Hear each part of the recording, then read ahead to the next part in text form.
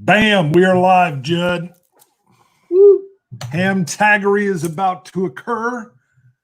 Real quick, we'll run it down. Ooh, look at you with that coffee. Check this out for the 70s. This is one of my few 70s relics from. Very cool. All I had was my Chicago cup. My brother lives near Chicago, so I think that's how I ended up with that. I had some of those old Tupperware cups too, if you remember those things. We still have some. They're about, little tiny juice glasses. Love it. So we got Matt Curiosities is in, Tom Knight. They're both in, and they've been ready to go for some time. So here's the. Hey Tom, the Vassal plays with you now, bud. I'm playing a couple games. Beautiful. What are you playing? We're playing Command and Colors Ancients Expansion 1, going through the successors scenarios. You're playing one after another. Nice. And also Battle Axe, Operation Battle Axe, Wavell versus Rommel, Area Impulse game. Nice. So here's what we're going to cover. I'll give you a little teaser what's to come. We're going to talk about 70s movies. We're going to also set the stage with 70s TV shows. Boy, do I have a lot of those. You can tell my family didn't have money to go to the movies, but we could watch TV. And then we'll get into the fan list, both from YouTube and from the BGG video posting. Then we're going to wrap up. Judd was talking to me about, hey, what do you think if we talk about what we think the future of wargaming is? And I said, that sounds awesome. So prep yourself for that. Yeah, somebody requested that on the comments. You'll see it when you go through it. Got it. So, Judd, what were you watching movie-wise in the 70s?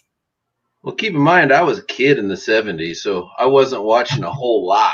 Most of my stuff is a bit retro. That's I got a couple here. One, MASH, I mentioned in the 80s. The whole family was into MASH. I got a story to tell here. The movie MASH? No, I have it. I've seen it. My problem is I have never forgiven Robert Altman for Gosford Park, and it retroactively goes back in the past. And I don't care what he does. He made Gosford Park, which is the only movie in history that is worse than The Last Jedi. That movie's so bad. I woke up at 11 o'clock that day, and my wife took me to it with her and some of their friends. They were going to let me sit with this one guy who made us sit apart from each other, comments to each other. Horrible thing. And I just thought, if I can go to sleep, this movie will work faster. I actually forced myself to go to sleep even though I wasn't tired. Whew. Anyway, so yeah, Altman, MASH, I don't care. He made Gosford Park. But yeah, I had a story to tell. Gerald Ford, I'm not going to get political. I was 5 years old, I think, when he was president. And pretty much I have a bad taste of the man, and it's because of this. It's not about pardoning Nixon or that stuff. It's because on a couple of occasions, he interrupted Star Trek. Now, when I was about 5, I parked out every day. It was in reruns and syndication. I had no idea what either one of those two words meant. But I sat down Monday through Friday with my piece of paper, and I drew pictures of the Enterprise blowing things up. And it was and I was always hoping to see it shoot a phaser or something. That's what I was into. And twice he interrupted it. And I was furious. How dare he interrupt Star Trek in syndication? But so I was so happy when Jimmy Carter beat him, because Jimmy Carter, I thought, well, this guy's not going to interrupt Star Trek. He took it one notch up, and he got on my sister's and me's list. He interrupted our favorite show. Friday nights. I was like, dude, you could have had these press conferences anytime, but you had to interrupt Wonder Woman. Now I got to pause you. We're going to get to the shows, but what about the movies? Oh, crap, that's not a movie, is it? Yeah, I'll grab my DVDs. Oh, I just did MASH too. Okay, movies. I had a handful here. We'll get to the shows. I'm with you in that. Okay. Outlaw Josie Wales. Clint Eastwood. That's a good one. And baseball, man. American is apple pie, the Bad News Bears. Okay. Yes. Not the way you want to teach kids to play ball, by the way. Rocky. Okay. Now you saw that in the theater. No. I told you I saw most of this stuff in retrospect. I remember very few movies. Could you think about it? I was watching Apple Dumpling Gang,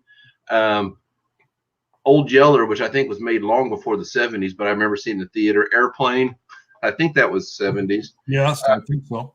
Actually, this What about TV movie made for TV? What do you count that as? Let's come to when we get to TV. Okay.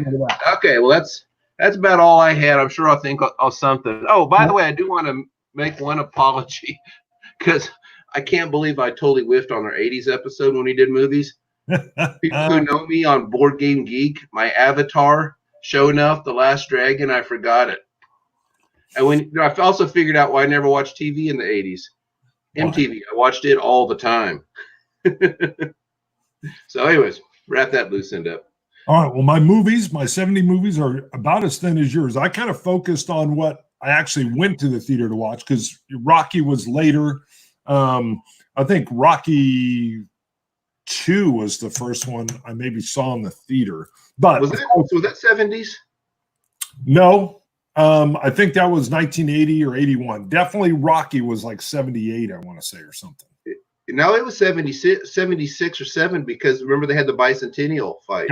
Yes. So Rocky wasn't on there. I think Rocky hit big for me with Mr. T, and that was wasn't that the third one? Yeah, that was like 82 or 83. Right. But Star Wars, clearly. So some misses. I remember as a kid being taken to the theater and seeing Fantasia, and I hated Disney Fantasia. I was like, what is this? They're singing. Yeah. I must have been 5 going, oh my God. And I never saw it, never wanted to see it. No appreciation whatsoever. Superman, I did see in the theater. Oh, yeah, that was the 70s, wasn't it? Yes, loved it. It was solid. But Superman and Star Wars were really the only ones that stand out. Now, I'm with you. I went back, in retrospect, caught them, in the 80s when they went to TV or whatever. But really, those were it for movie theaters. Now, I forgot. Yeah, Star Wars, I saw it a couple of times, and I had a pin they handed out that said Darth Vader lives because remember the ending? Ship spun out. But yeah, there was a lot of great 70s movies, just too young to understand them. Like a few weeks ago, my wife and I watched All the President's Men. Yeah. Taxi Driver. Apocalypse Now, I know it gets a lot of hype. That thing's bizarre. But, I mean, it has some great lines in it. Taxi Driver is phenomenal. A Gray Day just put in The Godfather. You can watch The Godfather. Oh, yeah, I've seen that. I never saw the second, but I did see the first. Oh, second's great too. It is such a well-done movie. You're in just the time period with the gangsters. I mean, it doesn't age at all. It's got to be one of the best movies. I think a lot of the movies in the 70s, not just the action stuff, but the serious dramas, they're so much better than today. And it's not because back in my day, I was too young to appreciate it. But when you go back and watch those movies, there's so much because, movies today, they just kind of dumb stuff down. But man, they made a lot of really good, good artsy stuff back then. So TV shows, you're already ready, and I concur already. Yes. Shame on you, Jimmy Carter, and shame on you, Gerald Ford. So TV shows, let's see here. I was watching Scooby-Doo and I didn't like Laugh Olympics, but the Bugs Bunny Roadrunner show, those are my jams. Electric Company, if Spider-Man was in it. 3-2-1 Contact was awesome on PBS. It was like a science show. What about Emergency? Oh, yeah. Emergency and Adam 12. I don't know if they were 60s or 70s. I watched them in syndication. Yeah. Love those shows. I still remember their little code. Battle of the Network Stars. I mean, who couldn't forget Gabe Kaplan racing Robert Conrad? But here's a couple of them that made an impact. I mean, this I probably didn't see till the 80s, but it's actually a well done remake. All Quiet on the Western Front with John Boy, Richard Thomas playing Paul Baumer role, and Ernest Borgnine as the sergeant. Very, very well done. I've seen both. I like them both. But you've seen I don't know if you've seen the original black and white from like 29, but yeah, this is a really, really well done show. I showed it to my kids when they were studying World War I, before they studied World War I, because I wanted to get it. This movie does a really good, sense of this trench warfare. I think I've only seen the black and white original version. I haven't seen it. Okay, I'll loan that to you sometime. That's a good one. Please. And the one that was the big one, we watched it every night. Roots. I remember when somebody said it was made in the 70s. Yeah. Watched that every night. Talked about it at school next day at recess. I mean, whoa. And then years later, I found out that LeVar Burton was Kunta Kinte. You know, I know from Jordan Forge and Reading Rainbow. Mm-hmm. But that was his very first acting gig, wasn't it? Yeah. Oh, he was a kid back then. Oh, yeah. He was like 16, 17, I think, or something. That's the other 70s shows. Fantasy Island. Yes. The Plane. Love Boat was on. I didn't care for it. Too much smooching, you know. Girls had cooties, like I said, except for Olivia Newton-John back then. And, what was that other one? I'll think of it in a minute. Brady Bunch. Was that 70s? Oh, yeah. Okay. Yeah. Oh, yeah. Oh, heck. I faithfully watched that when I was a kid. Yeah. I watched it in syndication all the time. Yeah. That's generally how I saw it, too. Oh, shoot. $6 Million Man. That was the jam. Yeah. Oh, I had the doll. It's funny. I watched more shows in the 70s than I did in the 80s. Oh, man. Oh, I know what it was because my sister was so into it. The Donnie and Marie show. Mm-hmm. She liked Donnie Osmond. And it's funny. There's a story. It was like, I don't know what it was. It was my night to pick the TV, and I wanted to watch something that involved a dinosaur. And she had begged me to watch Donnie and Marie because she said they had things on your TV that could tell if you were watching or not. And if there weren't enough people watching Donnie and Marie, they were going to cancel it. Wow. Well, you said dinosaur. Land. Give it up. That's how older siblings are.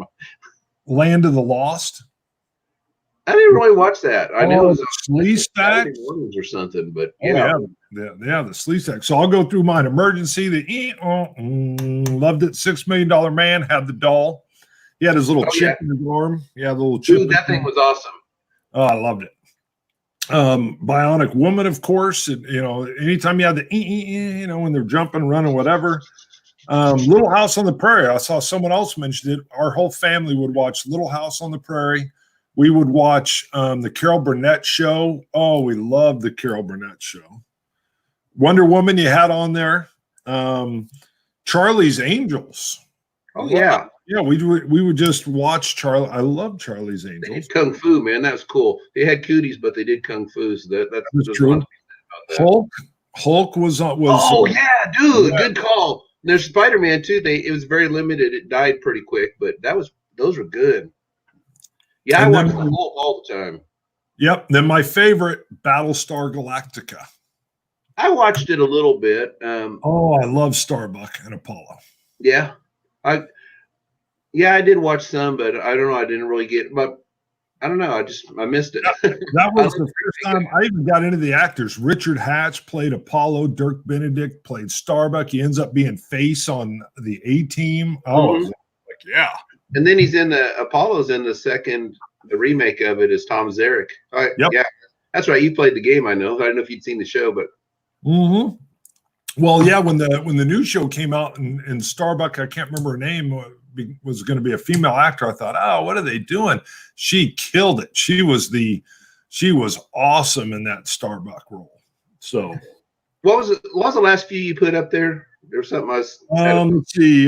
Charlie's Angels, Hulk, Fantasy Island, Wonder Woman, Carol Burnett, Little House on the Prairie. Okay, yeah. Now when I'd like to go spend the night at my grandma's, I always remembered on Saturday night she'd watch Mary Tyler Moore, which I did not think was funny at all. Even Chuckles the Clown because I was too little. And then Johnny Carson, he was always on. Carson was an 80s phenomenon for me. I loved the comics. I mean, just loved it. It was a big thing for me back in 2000. I actually did some stand-up comedy at a club, and man, I just love the comics that came on Johnny Carson's show. All right, let's see. We're going to go into the fan list, but let's take a look. We got hey Bart, a couple of music surprises that never popped up on anybody's list just surprised me, just the lack of it. And I forgot. Neil Diamond. Man, my folks played the heck out of him. And also just because of the rock aspect, the first Van Halen album. I mean, how many of us played our air guitars to eruption in our bedrooms in the 80s, wanting to be the next Eddie Van Halen, Right. Yeah. No, you're right on. So Tom Knight says Hawaii 5-0. Let's see. There was one I wanted to give here Ron Nicholson said Lauren Green when we mentioned the Battlestar Galactica, the original. Lou Correa says Saturday Night Live with the original group. Yeah, right on the cone heads. Cheeseburger. I remember Chase, and you're not. Yeah, and Rosanna O'Dana. God, man, she was unbelievable. That is true. And I don't even know how I was. Usually I wasn't up that late, but oh my gosh, they were hilarious. I was glancing at some of these comments. Nathaniel, that was pretty cool. Had a comment that they filmed Wonder Woman just up the street from him. Oh, cool. Yeah, call out whatever you see there. We won't stay here too long, but we'll hit it. Tom Knight, the Waltons. Yep, Little House on the Prairie. Yeah, good night, John Boy. That whole thing. Did you ever watch a Star Trek animated series? Yeah, I think a little bit. Didn't get into it as much. Star Trek definitely caught fire with me in syndication. I'd come home from school and it was on, and I was like, yes. Get Smart. I caught that in syndication. I think that was the 70s release, wasn't it? Had to be, right? Don't know. Yeah, I loved Get Smart. Had to be early 70s, though. The whole shoe phone thing. Oh, let's see what else is on here. Close Encounters for a movie. I did see that in the theater. Good call, Tom. Man, I think I might have seen that movie bits and pieces. It always disappointed me because it was so boring because there was no, space fights and stuff. But I've seen enough, the mashed potato guy, the kid at the door and all that. I think through the years caught enough of it to put it together. Yeah, the mashed potato thing and yeah, I mean it was just I remember thinking this is weird. Yeah. I know Mad Max. I forgot Jaws, dude. Oh yeah, I didn't see Jaws until way later. Yeah, it never made much of an impact on me because we don't have a lot of sharks in Kansas. Right. We're more likely to shark than we are sea shark. Yeah. Kansas and Colorado is where I was. So yeah, I remember thinking, I think I caught that syndication in the 80s too. So, and that's totally cool. Phil had a comment about the Star Trek cartoon had the first Kazintis. I didn't realize that. That's cool. From a Starfleet Battles perspective. Very cool. Let's see. Partridge Family. Logan's Run, movie-wise. I think Logan's Run was the first time it was playing late on TV, and somehow there was some nudity. I remember that as a kid and going, whoa, what is that?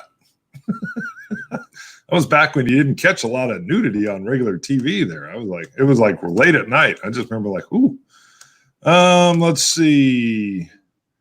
The novel Jaws was better. The movie went insane in the last act. Okay. You know what? I'm a huge reader, Mike. I'm going to have to maybe check Jaws, the novel out. All right. Judd, it's time to jump into the fan list. Do you want to start off with the list on BGG, or do you want me to jump into the comments on YouTube? Let's do YouTube. All right. Whoops. Let me come back here. Forgot I got to do the proper share. And we'll come up here and we'll get this thing going. All right. It should be that one right there. Yep. All right. You see me good? Woo. Right. Okay. So let's see. We've got Forrest Cole here. And honorable mentions. Of course, he has Trieme, Battle for Germany, War in the Ice, many more, but his list is 5, Frederick the Great, 4, Arab-Israeli War, wonderful, off the whole Panzer Blitz system and Panzer Leader, 3, Russian Campaign, 2, Caesar at Alesia. I have that, I think, again, because of Greg. And, yeah, same here. He's a bad influence. Oh, he's awesome. 17. I know. I'm getting ready to do Rebel Raiders next week because he kept putting it in those lists. Nice. 1776 is his number 1. Let me get this to scroll down. You commented in there. So did I. Oh, excuse me. Let's see. We've got E.R. Bickford. Oh, yeah. Got him perfectly laid out here. Again, makes it quite easy. We've got 5, Plot to Assassinate Hitler. 4, You're the Rat, SPI. War of the Ring, SPI. Cobra, SPI. Honorable mention, which he's got the perfect break right where he put it. Veracruz, SPI. And number 1, World War I. He is a big SPI fan. Oh, yeah. I know him. He's a hardcore grog. Beautiful. Beautiful. Great list. Let's see. We'll do just a couple of Michael Mellons here. He's got it laid out. 70s Magic Realm, Richthofen's War, Squad Leader. He's got Kingmaker, Wooden Ships, and Iron Men. Here is Trevor. Trevor's always commenting. Let's see. 5. Ty, which is Terrible Swift Swords and Bloody April, SPI Greatness. 4 is Stonewall, The Battle for Kernstown. 3, Napoleon, The Waterloo Campaign. 2, Naval War. 1, War of the Ring, SPI. Slide down some more. Let's see. There we go. We'll hit another good list there. Tom Knight, who's commenting live right now. Let's pop his down. He's got 5 Sticks and Stones, 4 Fortress Europa, 3 Napoleon Waterloo from Avalon Hill, 2 Kingmaker, 1 Alexander. The Avalon Hill first war game he ever played. That is a Gary Gygax game. If you're familiar with him, you bet. Yeah. D&D guy. Yeah. It's kind of an interesting game. I got that thing. I messed around. Been messing around. So I always want to get out and try and mess around with it some more. It's got different size counters and it involves a lot of facing, but it's a pretty cool idea. He had some cool lists on shows too. Mutual of Omaha with Wild Kingdom. Oh, yeah. Hey, did you ever play that Sticks and Stones? I did not. It was one of the matey gamings. I held up that one on my honorable mention. Hotspot. They're about yay big and like $2.95. They actually would fit in your pants pocket.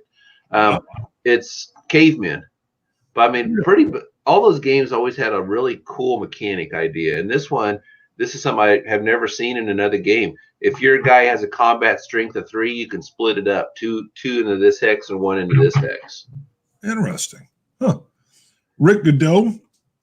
5 is Art of Siege. Oh, what is it? Lil Sevastopol. 4, Barlev. 3, The Conquerors. He had a nice diplomatic effect to line up allies to fight with you. 2, Napoleon at Waterloo. 1, My Strategy and Tactics subscription. So many great games during the 70s. So he's given number 1 to his entire S&T subscription. Very nice. Let's see. He's got some honorable mentions. There's a bunch there. That is good.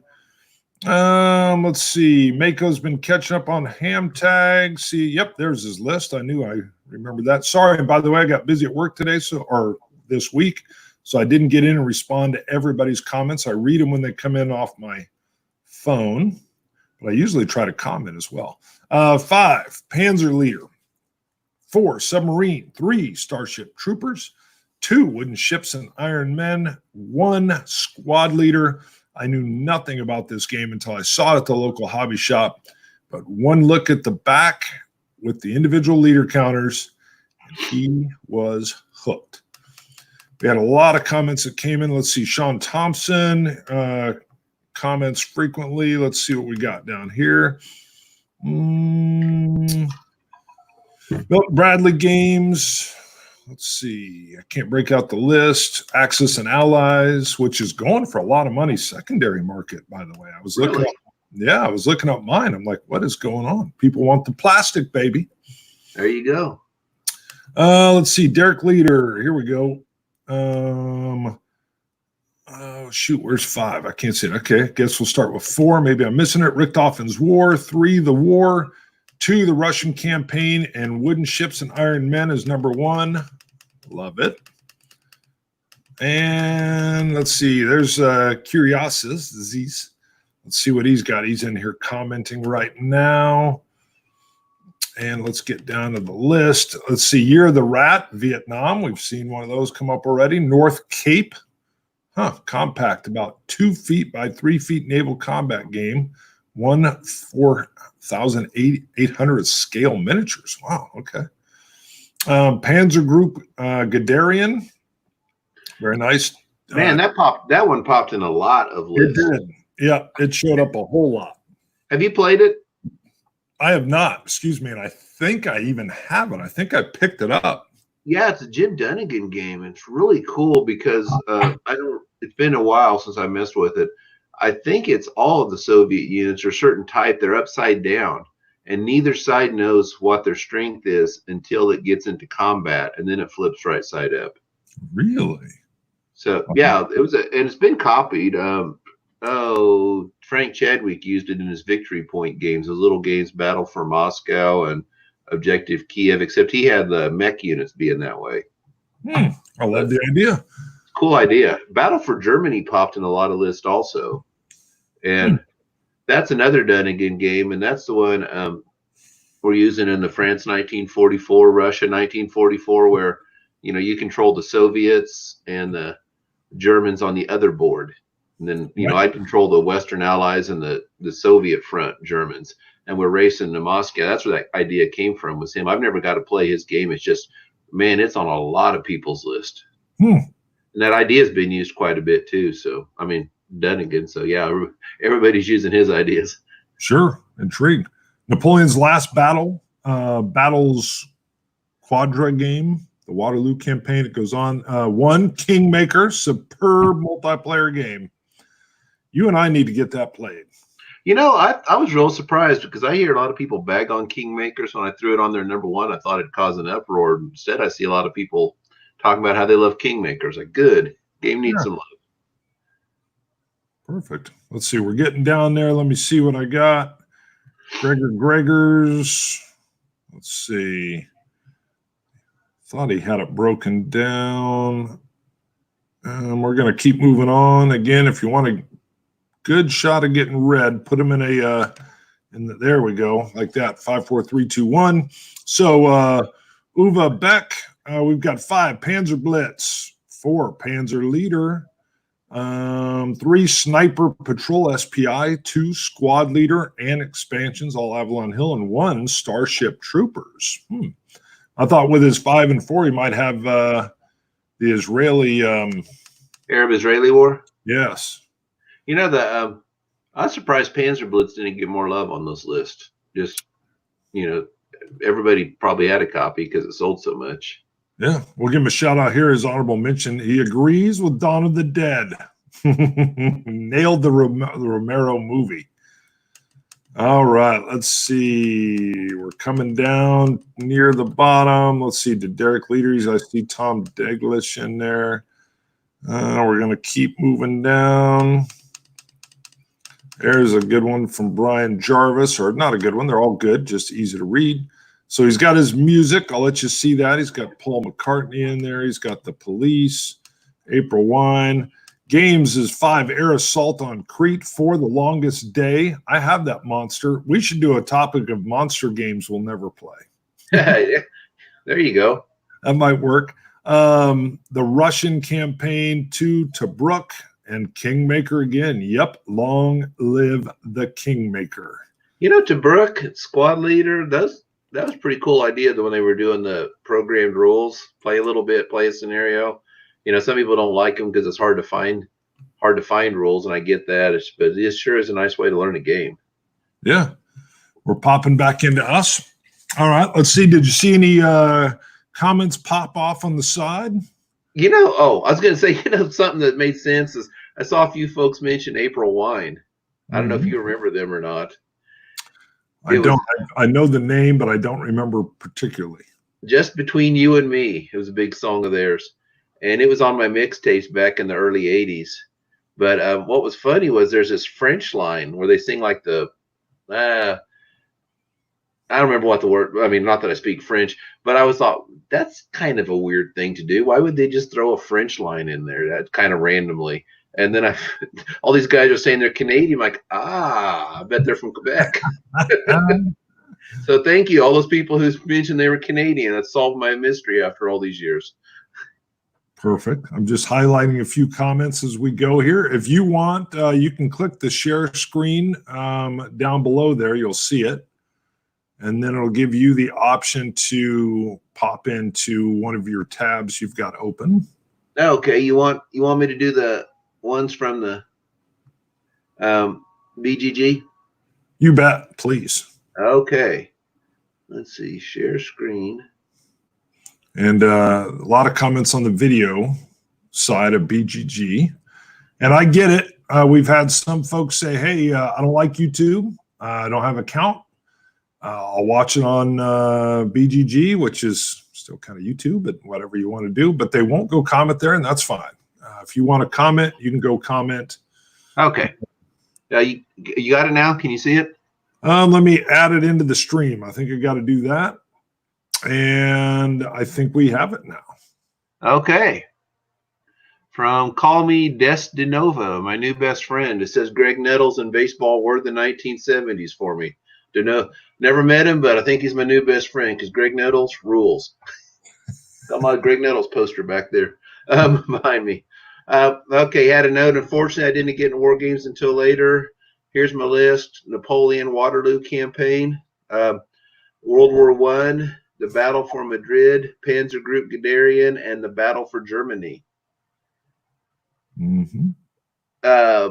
Brian Jarvis had. Oh, that was on the YouTube. That was repeated. Yep. You did copy. By all means, feel free to do that. One thing that's real good about the BGG feed is when it clicks up on the video side, we'll catch a lot of viewers that will come over that don't really always play war games, but they love to see this stuff. Maybe they played as a kid. We'll circle back to that later when we talk about the future of wargaming. Okay. Fred Manning has Tobruk, Squad Leader, To the Green Fields Beyond. I'm not familiar with that one. You can tell by the title it's World War I. War in Europe, The Great War in the East. Wow, he had some serious World War I representation going on there. Very good. Let's see. He said, I own 4 of the games, Wooden Ships and Iron Men, Richthofen's War, Kingmaker, and Luftwaffe. The first 3 are great, and didn't care for Luftwaffe. Bart, have you ever played the Richthofen Wars maneuver cards that was in the General? No, I don't think so. I think I went and printed them up off of, I think there was a file on BGG because I have almost all the Generals. I can't get some of the older ones, but no, I haven't. You have? No, I have not. I just heard it makes it a whole lot better game. Really? Yeah. Because otherwise it was just kind of circle shoot type of thing. But I heard the maneuver cards really added a whole new level to it. Good. Eric Walters, Starship Trooper. I think I mentioned I had got that game at a secondhand store and thought, well, I'll read the book sometime. And then my reading list got so big, I thought, I'm never going to read that book, so I ended up trading the game. But heard it's pretty good. Streets of Stalingrad by Phoenix Games. I've never heard of that company. You never read Starship Troopers? Never have. Oh, it's really good. Corson Pocket, People's Wars games. I've never heard of that. White Death by DDW, and Flat Top. I thought that would get a whole lot more mentions. I've never played Flat Top, but I know it's, pretty iconic game from that era. Right. For the folks in the comments, I decided to bring the share screen up a little bit larger, making sure everybody can read it. Let me know if you like that, or if you prefer this visual where you can see us in the little HAMTAG background. Let me know which one you like. Go ahead. Okay, Karl Marl has Battle for Germany, Frederick the Great, the Great War in the East, 4 World War I battles, War at Sea, and War of 1812. I assume he's meaning I don't want to click since I'm sharing the screen. I assume that's the old block game, the Gamma 2 one that Columbia put out later. Sure. And let's see, Boris Greggs. Oh, he had some ideas for us. We can talk about that a little bit if you want. James Lowry, that is the guru of Starfleet battles, if you don't know him. I mean, he's probably second in command to Stephen V. Cole himself. He had War Games, a Victory in the Pacific, A House Divided, GEV, Ace of Aces, and Squad Leader. And wow, his is the first one I've seen pop up. I've actually played all 5 of his. And then he had a parentheses, my SFB career started with Commander's Edition, so he counts it as the 80s. I thought, how could he not have Starfleet battles? I mean, seriously, if you get in a serious Starfleet battles discussion, he seriously knows that game. Okay, let's see. David Wood had 1776, Luftwaffe, War and Peace, Rise and Decline of the Third Reich, and The Longest Day. Nice. Have you played Rise and Decline? No, I haven't, but I haven't played it. Oh man, I'll tell you what, that's funny. That was definitely that era. Was you could tell that they were not thinking ahead down the road of those with their print. You know, we were all youngsters and didn't think we'd all age and play these games and our eyes would go bad, which pretty much happens to everybody. Oh, But man, that is some tiny print on that game. I mean, on the rule book. That's why I got rid of the game, because when I was hitting my 40s, my eyes were, I used to be able to read stuff on my nose pretty much. And the eye doctor told me, because I was noticing I was having a harder time with stuff. And he said, yeah, he goes, you hit your mid 40s, you're going to need bifocals or, reading glasses. And I thought, no way. And he said, you'll get by a little longer because you have longer arms. But man, that made me, I fought that and fought that and fought that. I think it's 47 when I finally got the glasses and broke down, told him he won. But man, that game made me so grouchy because I would not get glasses, and I finally traded it just because of the text. But I did play it with Bubs. It is a pretty darn fun game. Now that I got glasses, I might end up trading back for a copy. Okay, Matt's you discussed his on the other one. Oh, I love this comment from Michael Davis about Kingmaker. Yes. He said it's almost the perfect example of the antithesis of current game design. The rules are not streamlined at all. It goes on for a long time. Negotiations can take forever on things that don't matter very much. There are elements of almost gratuitous randomness. It doesn't have potential for king making, but pretty much guarantees it. There can be turns where nothing happens. The victory conditions are almost designed so that the game won't end.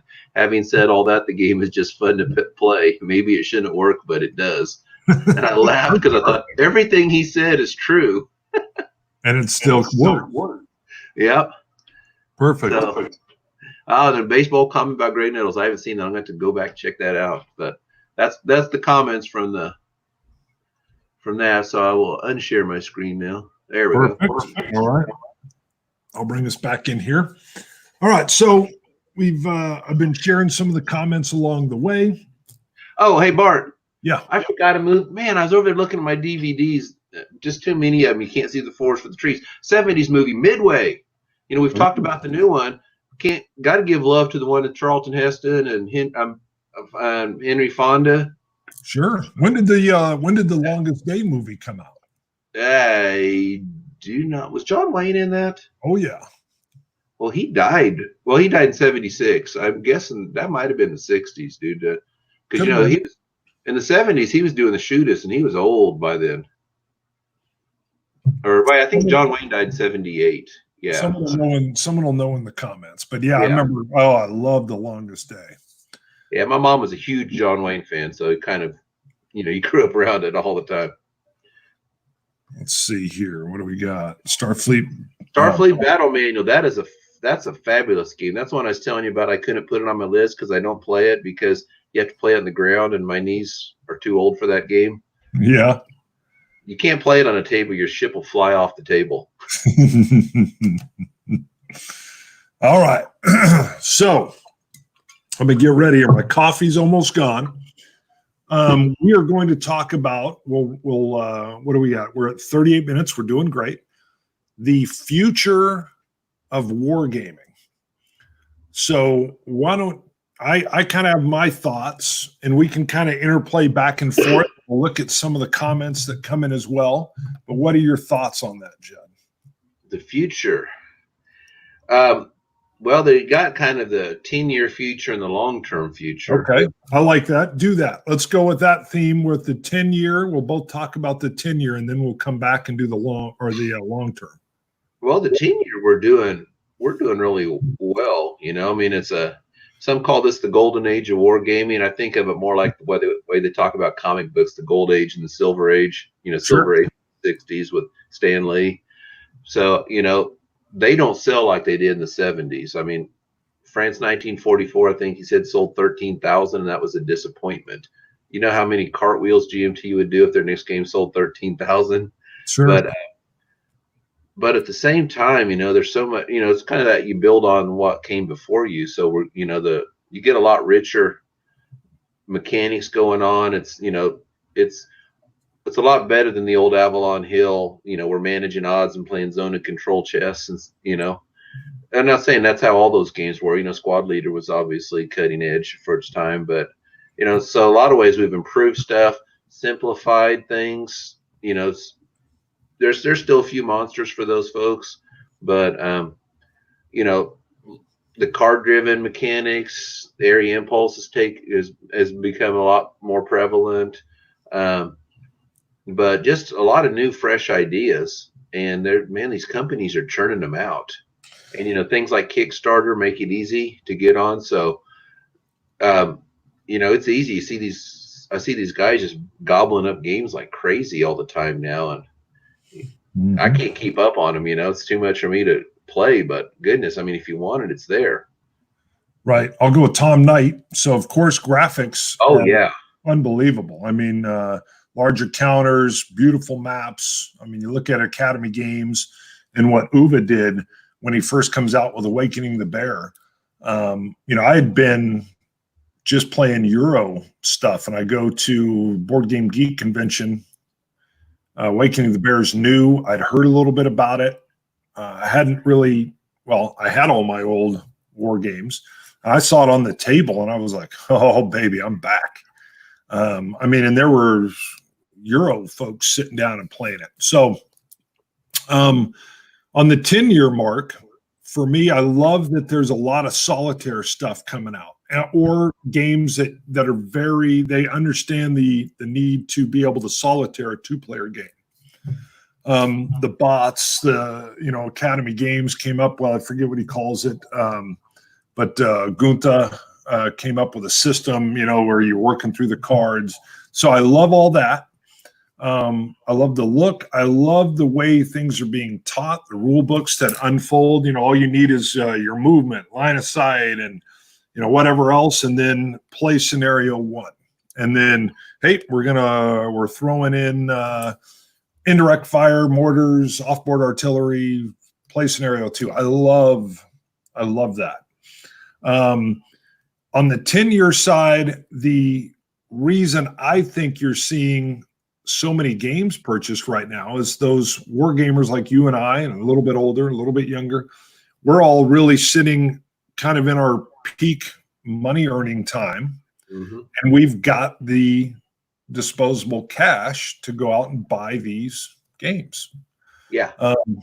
So I think that's a huge part of it. My eyes are definitely bigger than my ability to play. You've seen all the games over here. And I also am a little bit weird. I love a bit of the collecting aspect, but I love reading the rules and kind of learning the game. And I don't do as deep a plays. Sometimes I personally feel guilty about that, because I'll get a game and I'll be like, I could probably, it'd be another good list for us. There's a few games that I could probably dive deep, and I would know I could play that, and I could play it 100 times and it would still be good.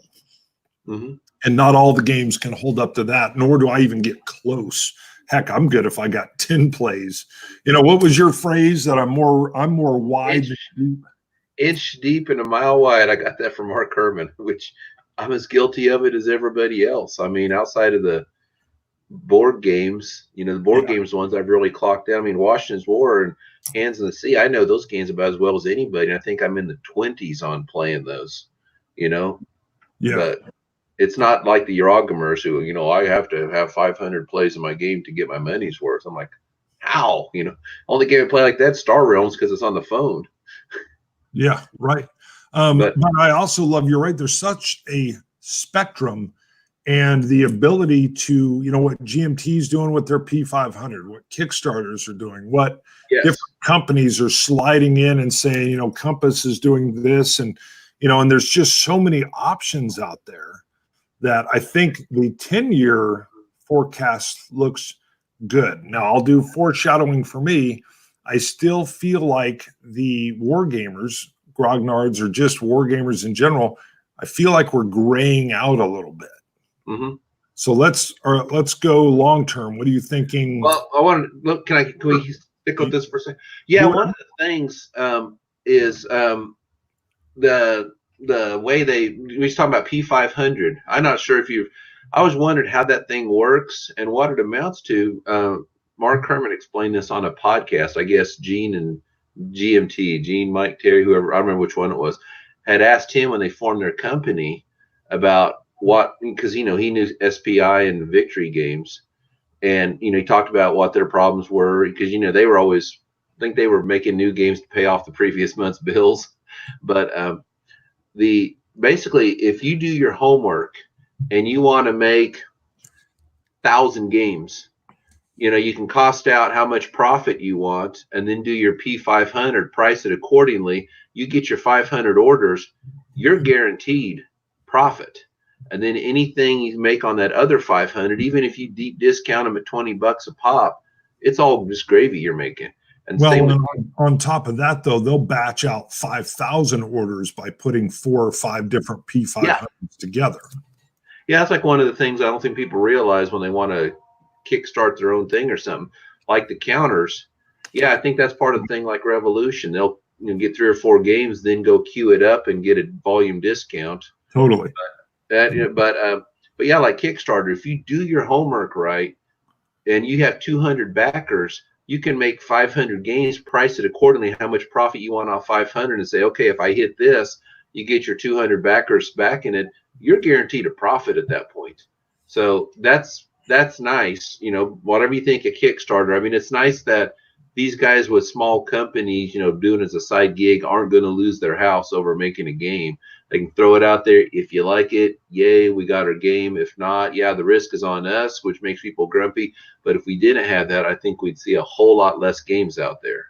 The weird, there's a weird element too is warehouse. We're getting a little. See if you can bring your audio down. Oh, is warehouse.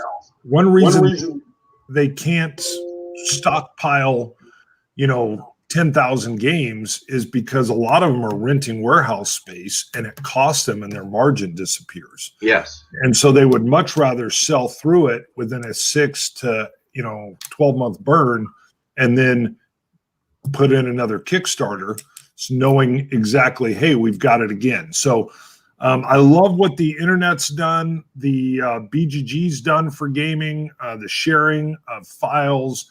I like all the different war game reviewers and reviewers in general. It just brings stuff up into people's view. Did you want to circle back on the 10-year before we go on to the distant future? Yeah, no, I mean, yeah, part of the thing I want to mention was that's nice. Like I mentioned, if you do your homework, and which, yeah, it takes a little bit of planning and business. You see these guys go to China. A lot of, like when Worthington first did theirs, there was this huge delay. It's because they don't realize it's tougher to deal with. But now they have experience because their first few, the Holdfast games were all made in America. So, Kickstarter in and they're shipping Korea out in 3 weeks. But yeah, the guy who made the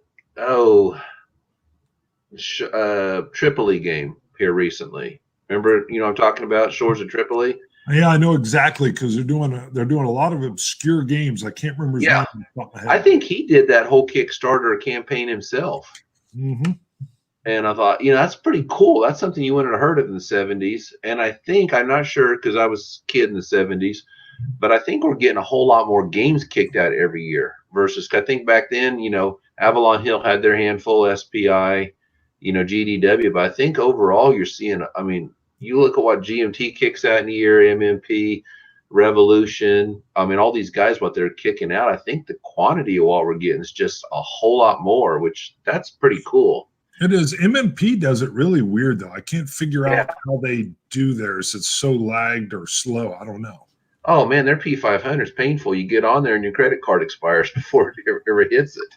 Yeah. You need to rethink your life there for a little bit. Maybe go Kickstarter or something. Yeah, I don't know how they're doing it. It seems like it's disjointed, but then they'll come out with a bunch or something. Maybe it's a cash flow problem. I don't know. Yeah.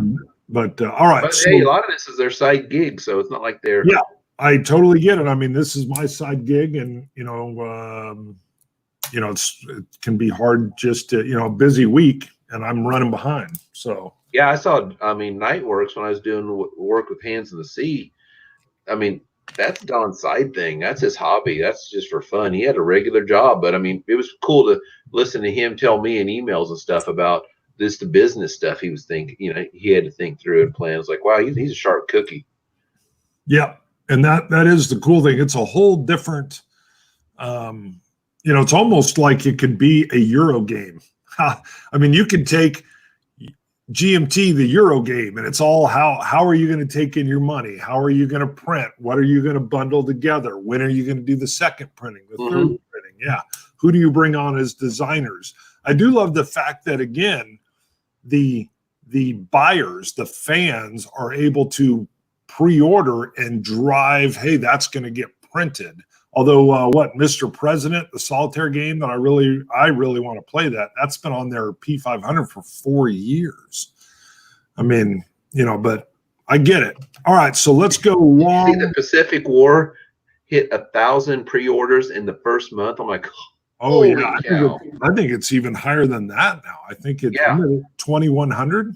And you know, it's kind of cool on the thing. You know, I know people can complain about coin games and all, but I'm like, you know how much coin games give GMT the money to make the games that you'd rather play instead of coin if you don't like them. I'm like, yay for it. At least it's giving people a paycheck. That's great. Yeah, Twilight Struggle. I mean, that's, you know, dominant species. Yeah. I mean, so them diversifying and having things that aren't traditional grognard games is good for the hobby as a whole as well. Fort Sumter. So Matthew Albring says, hey guys, glad to be aboard. All right, so long term, we're talking past 10 years. So I guess that would put us in 2030 plus. Yeah, now the common thing, and I saw Tom comment, I think we'll all say this, is I think we're going to lose wargamers faster than we replenish them. You know, my buddy out in Springfield, he's a young shaver, but you know, you see these guys. I played one in Vassal. He had a Packer logo, but you know, you see some of these younger guys coming up, but you don't see a lot of them. And I don't think history is, as you know, it's part of the generation. You know, my kids like history. They like going to battlefields, but it was kind of ingrained in them. And they said, I tell history entertaining much better than their teachers. But you don't see, you don't see a lot of, you know, and I think part of it is the school system, that when they teach in names and dates, and we had that, you know, it's like teach the hows and whys, what they were going for. And I did have a history teacher who did that, and it makes it so much more alive. 100%. Yeah, I mean, I come out of the Civil War only knowing a few names. Okay, Grant, Lee, I've heard of Antietam, Gettysburg. I'm not sure even who won these things. I know who won the war. It was after I got into Battle Cry, started playing the game. Hey, I want to learn more about this. Then took the deep dive. And I thought, man, that's a shame I didn't get that Civil War in high school. I would have been a lot more into it.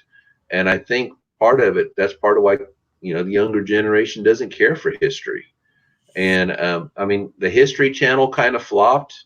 You know, what you see like UFOs and drug shows and stuff like that. You don't get the cool stuff you used to get.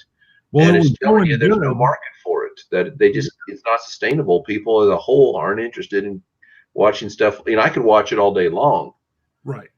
And you know, I'd go back to see my dad, and he had better cable than we did, and was getting some of that stuff. And he had the War Channel back when it was on. Back when they were doing that stuff, and man, I'd stay up till 2 a.m. watching documentaries on, you know, stuff in ancient Rome, but there's not enough market. So I don't think the younger generation's replenishing. You know, that's one of the gateways into our hobby is history. And the gamers, you know, it's hard to get Eurogamers into our games, you know, and I understand why. And it does worry me that the long term, you know, it's going to be even more niche than it currently is. Sure. Yeah. So I would say first, the History Channel, you're right. I love the History Channel. And then sadly, what happens is it costs a lot of money to have a network like the History Channel. And as soon as they put out UFOs and whatever, and all of a sudden they triple their share, the business model moves away from what the whole thing is, because you can make more money and in a better way. The good thing, I think, is I've actually watched some great history deep dives from folks doing YouTube channels where you can tell it's their passion. Yeah. I mean, go ahead. No, you're right. Go. No, I'll finish thought. I got it. Right. I mean, there's stuff I was looking up just when I was playing Interceptor Ace. You know, I was looking up some deeper details on the Messerschmitt 109s and the FW190s, and immediately I find there's a guy that does a deep dive just on the engine differences and how they got manifold pressure up, and I was like, oh wow, I didn't know that's why the Mustang was better at high altitude. I'm like, this is unbelievable. So that part, I think, is going to be interesting. Yeah, I mentioned a few weeks ago, I was sitting there watching, you know, when the quarantine thing first happened, I just sat and watched YouTube videos on just a whole 45-minute video on various airplanes from World War II and bombers, and saw a real fascinating one, an SR-71 that went through the engineering aspects of how it worked. But yeah, when he's talking about the videos, I started playing those Napoleonic 20 games because I knew so little about Napoleon. That's why I never played much of them, because I didn't know the history. And I didn't think the overall campaign was that fascinating with all the diplomacy parts. But I started playing that, and I was like, I don't know anything about this what happened in Spain and Portugal. And I'm playing one of these games, so before I play it, I go up and start watching videos on it. And Armchair Historian's really good, and he's one of many that are good. I've mentioned him before. But, you know, these are a little shorter, like 10 to 15. You can watch 45-minute videos on these campaigns, and it got me interested. And now I'm playing Command and Colors Napoleonics. I have like all the expansions laid out and trying to play the scenarios in chronological order of when they happened. So I'm starting off 1805 Austria, and I've been watching videos on what Napoleon did then. Thought, this is how to piece it together. If I can put it together chronologically in my head, it will make a lot more sense to regurgitate in the future. And yeah, YouTube might be the salvation for history for us. I think it will. I think we're already seeing that. I mean, it's like the invention of the printing press. It's basically made putting out quality video on whatever your passion is, whatever that is, cheap. And anybody can do it. It costs you nothing. And then if it doesn't even matter if it hits a big audience or not, because there's no heavy end cost. I mean, I was talking to a designer that was like, hey, anybody can have a YouTube channel as long as they got a smartphone. Everybody's got a smartphone. I'm like, yeah, you're right. I mean, so that I think is the answer for history.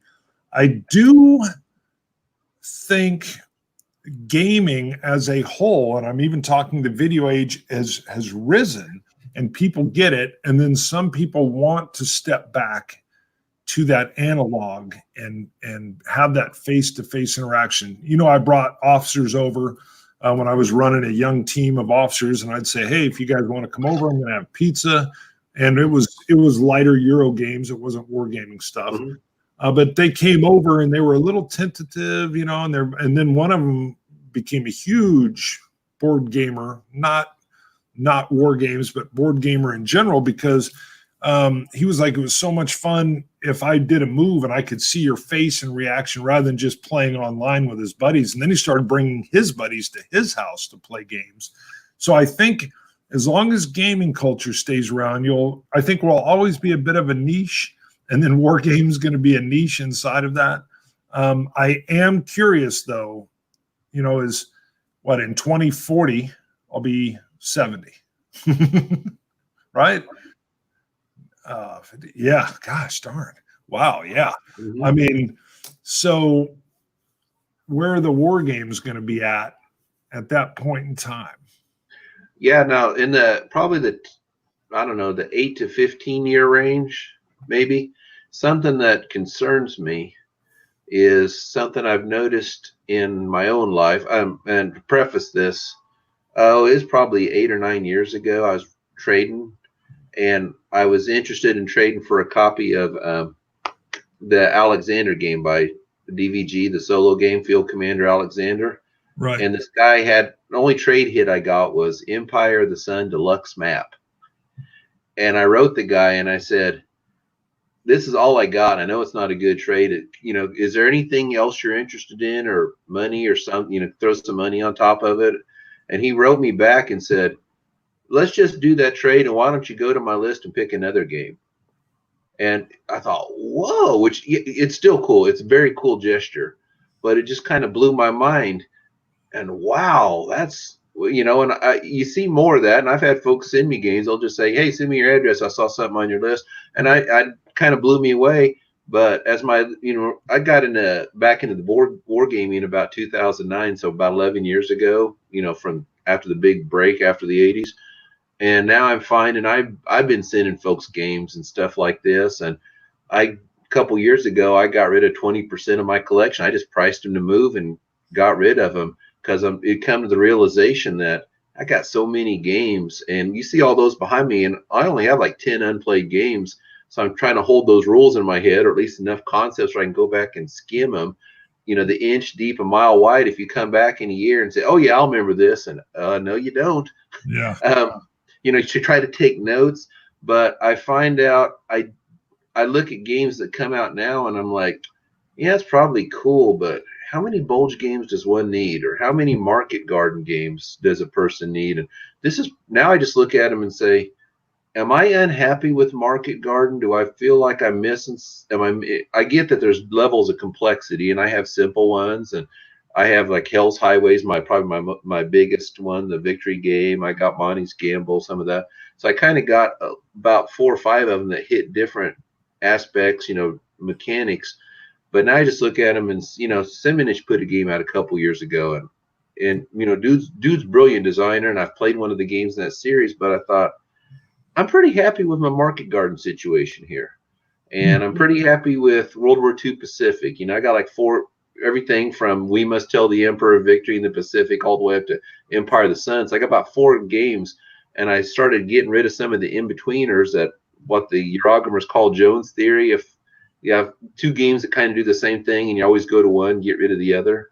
Right. And I just find when games come out, I was like, yeah, it's probably pretty good, but I'm pretty happy with my situation.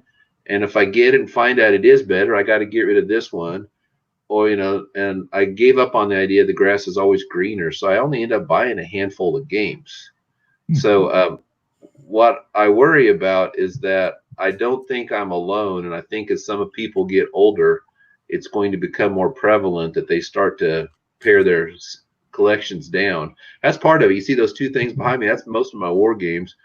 And part of it is I don't want to buy another bookshelf. I've traded more games. I've got rid of more games than I own. I've got other stuff there for Ameritrash. But I'm like, I don't want to get another shelf. Well, you need a shelf for all your parties. Yeah. But yeah, that's kind of what worries me, is that people are going to start getting more selective and paring their collections down, and that might start hurting the war game industry. And this isn't even, and then combined with, as people get older, that it's, I worry about it. I think it'll be, I think it will fade out, it'll wane and come back. So I think we'll see a little bit of that going on probably as we start to change out. So I agree. I'm getting a little feedback. I think it finally caught up. There we go. That's better. There we go. Perfect. No, so I agree with you. I think we are in a really nice age. I mean, if you just pull up, war games by year, not saying they're all at the top quality or anything, but when you see the number of games that are coming out, if you want to be a solo war gamer, there's plenty to play and topics. If you want to focus on Air War, World War I, World War II, Jet Age. I mean, there's just so much depth that's there that you can find what you want. I do wonder if like the tabletop gaming would get to the point, where maybe that it actually does what they thought it would do in the 80s, where I go onto a virtual board and it's, I like Carrier War or whatever. It's basically Carrier, but it's done on my iPad. And it's so good because of the hidden movement and the search effect. And it plays great, and it literally feels like a digital game. And I always wondered if I had some kind of smart screen that was doubling as a table, and I was able to plug something in, and boom, I've got that map, and I'm up and my pieces are there. Or maybe I'm moving 3D. Somebody mentioned 3D printed pieces. I'm moving 3D printed pieces that are somehow recognized with a chip, and I'm playing on terrain or something. I don't know. I think there'll be some cool things. How much of that is shtick? How much of that would hang on? I don't know. I loved the first-person shooter Day of Defeat off of the Counter-Strike engine, and I love the first-person shooter from the World War II perspective. And yeah, a lot of play Medal of Honor. I did a little bit, and I liked the story mode that went through. But for first-person shooters, Day of Defeat, I mean, you had these World War II geeks that were like making sure the audio file for the Thompson was actually captured from a Thompson. I mean, so and I loved that and the immersion. So it followed me around wherever I went. All right, we're getting in pretty long. I do want to give a couple plugs real quick. I'll be live with Gregory Smith, the designer of Interceptor Ace, today at 12:30 CST, Central Standard Time. So I think we'll go about 45 minutes. He does a lot of solitaire games. Great guy. He was, I think he's retired lieutenant colonel from the U.S. Army. So if you guys want to check that out. Us doing all these live social distancing shows, I haven't had the tile that's up for the Patreon supporters. So thanks to all those guys and gals that are supporting on Patreon. And if you like the show and you want to do that, go check out Patreon, and you can look up Bonding with Board Games there. What else do you want to say, Judd? Did you want to mention anything about that? Ooh, you know what? Hold off on that because I've still got the final third. They've abandoned Ticonderoga. They had the battle with the Germans or the Hessians where they had the little log rampart. Oh, Bennington? Yep. And right about now, they're getting worn out in the wilderness. The British are. And it's starting to see how it was a smart move to abandon Ticonderoga. And but don't. You asked me what I liked about it, and I had to kind of parse it out because I've read so many books, just all kind of flows. Like, now which one was this one? So, can I talk about that for a second? Do. Okay. Yeah, the reason I liked it so much was it starts. It goes back. It just not here's the battle, because a book that thick on one battle would get a bit dull. It's the campaign, and I like how they go back to the Battle of Valcour Island year before with Benedict Arnold and the Navy because you got to have that important background to understand that the British were delayed, and that was huge. But it flows very well, and it gives you, the style. It's not some writers, boy, it's like it's a chore to go through. So it flows really well. That's the best part of it, and it gives you enough. Now, when I mean enough, I have this book on the Battle of Valcour Island. It's like, get the glare off. Benedict Arnold's Navy. So, yeah, they covered a little bit in the Saratoga book. If you need more detail, it's here. Bennington. They cover it like a chapter. Boom. I got a second. Getting all kinds of nasty glare. There we go. Okay, there. And part I was a little disappointed in was Barry St. Ledger's march that ended at Fort Stanwix. Part of it's because I've been up to Rome, New York, and they mentioned like less than a paragraph on the Battle of Oriskany. And, kind of cut that off. I wanted to see more of it, but that's not that kind of book. Bloody Mohawk. I have it, and it's all about that region, the French and Indian War, but it had like 40 pages on what happened there, where he only had like a couple in this one. And even this one, No Turning Point, which is covered. I didn't like the title. I thought it was too, like, we're trying to be edgy, cool. Like the Saratoga really wasn't the turning point of the war. Yeah, it was. And if you don't agree with that, sorry, you're by yourself. No, he's saying within that region, nothing changed. So it was so it's a detailed account. So I like Saratoga because it gave you the overview and it flows really quickly and there's enough meat there. It's, like some books, Mike mentioned four pages talking about the context of what was going on. But this one, you understand. And Sure. if you have a game that covers, I don't know if there are, 1776 had a scenario, wasn't that good. Harold Buchanan put a game out, and I don't know if he has that in there. I haven't played it. I was going to play test, but got busy. But if you can play something with this, it'll give you a lot richer background into what's going on. Why, like I was talking about, the why, not the date, not the where, but what was Burgoyne going for? What was his plan? Why did it fail? I like the part about how they kept talking about how Schuyler was, which I couldn't pronounce his name until Lynn Manuel put out the play. I was Schuyler, but way Schuyler, he gets a bum rap for abandoning Ticonderoga. It's like, dude, when they took Sugarloaf Mountain, it was over. They did the smart thing, but he gets a bum rap, and he really set them up for success by getting the British to overextend. But I mean, that's why I liked about it. So, well, I love it's got a lot, doesn't have all the meat, but it sets you up to really understand the topic. I'm at the point where he put all his hatchet guys, who he said everybody up there knew how to swing an axe, and how they're dropping trees all over the road, or when it's in the marshlands, they're tearing up, the log roads or the bridges or whatever, and they're just making it a complete painful slog, and to move cannon. I mean, and it's just they're at the point where they're wearing the British just down into the ground, just trying to catch.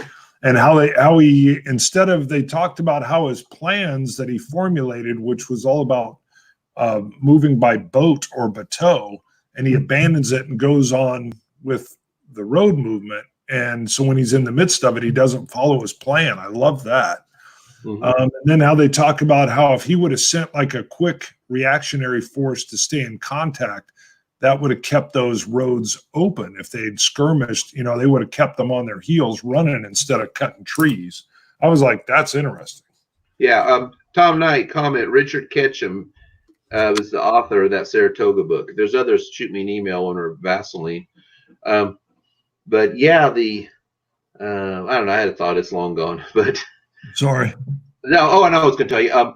When you get to the actual battle, go out on the Vassal engine and check out. It's called Turning Point. It's a Richard Berg game. I remembered his name this week. It's a Richard Berg game with Worthington. Check out the Vassal module. I mean, the joke was I was trying to upload while a tornado's heading up Wichita State, coming right for the house. Like, I'm going to get this thing out of here before the tornado hits. But no, the cool thing, if you go look at some of the icons, like the Deadpool area and all, they're photographs I took at Saratoga, the background. And I have a picture of the Fraser's Monument where Fraser fell, and I hope I'm not giving too much away. Americans win. But no, I actually took photos, and I geeked out so hard when I was at Saratoga. I saw it twice. First time I didn't know the history of it, so it was like, I told my wife it's raining, and we had a baby, so they were in the car, and I'd go out and read the signs like, there's a farm here, and it's like, then later it's like, dude, Freeman's farm. I'm about to roll around the ground like, come on, Freeman's farm. Here's the cornfield. It's like see Gettysburg. When you understand what it is, you're like in awe of it. Right. So, all right. But so it's worth going to if you haven't been there. Before we leave, we still got 30 eyeballs. We've talked about a few different ideas for the next top 5. So we've talked about staying within these decades, which I enjoy, but we've talked about some other ideas. What are you thinking? And then we'll get out of here. Yeah, I'm okay with that. I'm not real big on doing the 60s. I don't have that many games, and I've got some 3M games we would have to step away from. So I'm fine if we don't do the 60s. It would probably be 3M games, which I've been playing a lot of lately. Like, hey, Bart, what was your memory? I don't know. I wasn't born. I'd be like, well, I remember the man on the moon. I was drinking a bottle of milk. Well, I'm with you, because currently we had 2010 to present, which we could lock down as the tens. So I mean, but we can definitely do the 90s.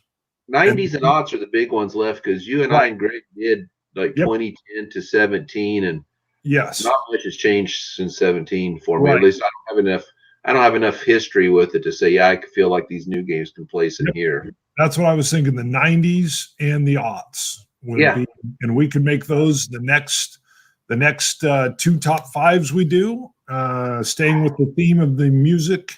And then we go to the fans, go to the shows and the movies. And I love that idea. And if something else, we've got some other great ideas too, but I'm having fun with these.